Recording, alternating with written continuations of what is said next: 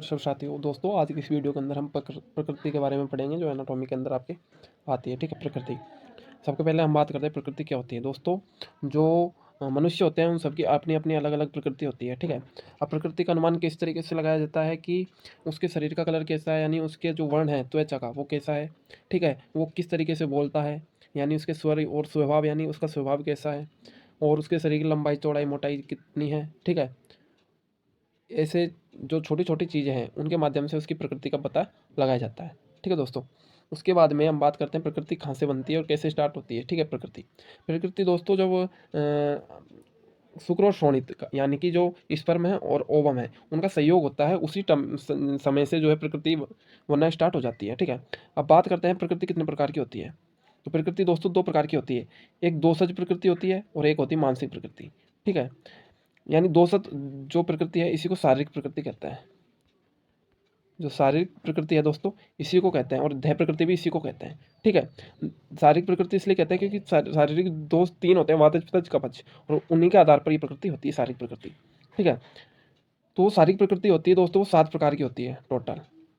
ठीक है, अभी चरक नहीं, सुश्रुत के अनुसार है।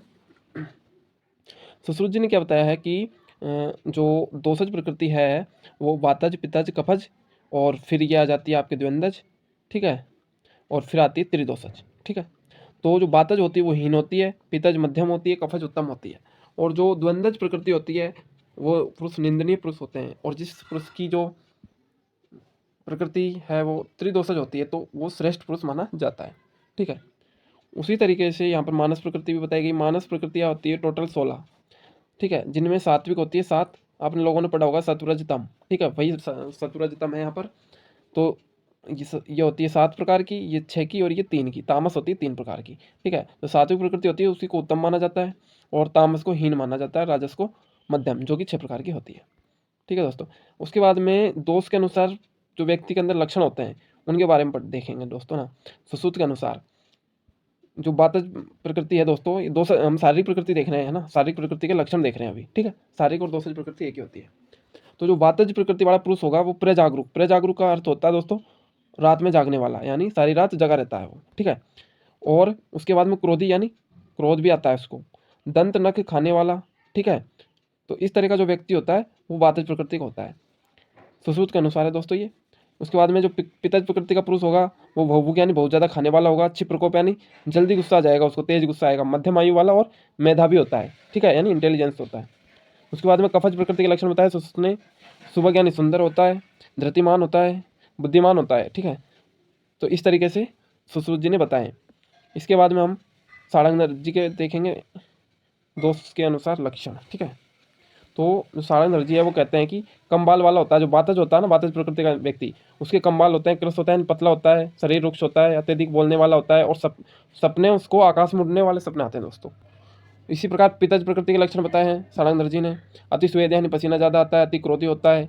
ठीक है, और जो सपने में उस व्यक्ति को जो है सूर्य चंद्र और तारे आदि के दर्शन होते हैं, और समय से पहले ही उसके बाल झड़ जाते हैं, पित्तज प्रकृति वाले पुरुष के।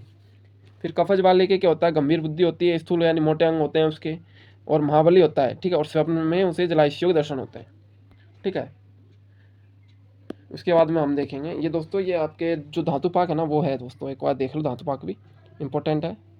उसके बाद में हम मानस प्रकृति देखेंगे ना।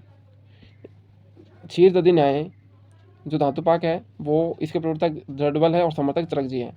इसका मतलब क्या होता है दोस्तों, क्षीर दधि न्याय, यानी जिस प्रकार दूध संपूर्ण दही में परिवर्तित हो जाता है, उसी प्रकार जो पूर्व धातु होती है वो पूर्व रूप से उत्तर धातु में बदल जाती है। धातु होती है दोस्तों 7। ठीक है, 7 धातुएं होती है।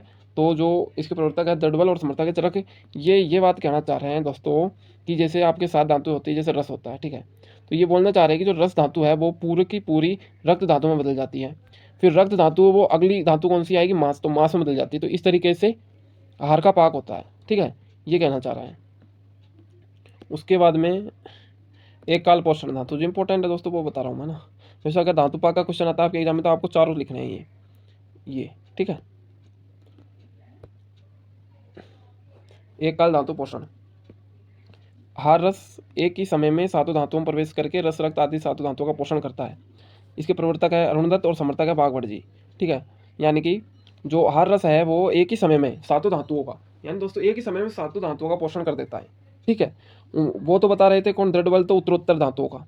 ठीक है, एक एक के बाद दूसरी धातु में बदलेगा, फिर तीसरी धातु में बदल जाएगा, फिर फोर्थ धातु में बदल जाएगा, लेकिन ये बोल रहे सातों धातुओं का एक साथ ही पोषण हो जाता है। ठीक है, ये आपका धातुपाक हो गया।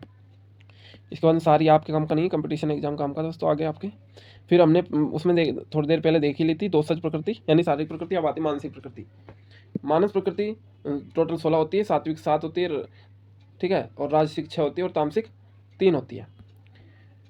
अब राजसिक प्रकृति 6 कौन कौन सी होती है दोस्तों, इसके लिए एक ट्रिक है, आशा सारा पे प्रेत। ठीक है, अगर आपको याद हो जाती है तो ठीक है, लेकिन अगर प्रकृति का क्वेश्चन आता है तो आप लोगों को ये चीज़ें लिखनी पड़ेगी। ठीक है, ये तो याद करना ही पड़ेगा।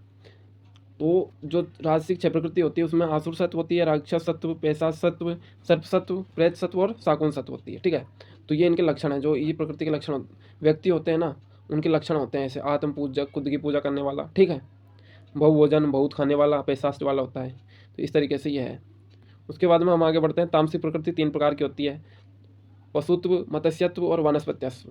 ठीक है, तो इस तरीके से आपको ये याद रखनी है।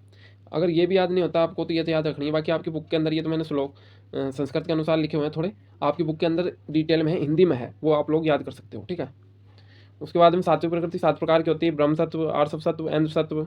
ठीक है, और उसके बाद में कौन सी है, याम्य सत्व है, वारुण सत्व है, कुबेर सत्व और गांधर्व सत्व। ठीक है, तो दोस्तों ये आज आपने देख ही लिया, प्रकृति का क्वेश्चन था।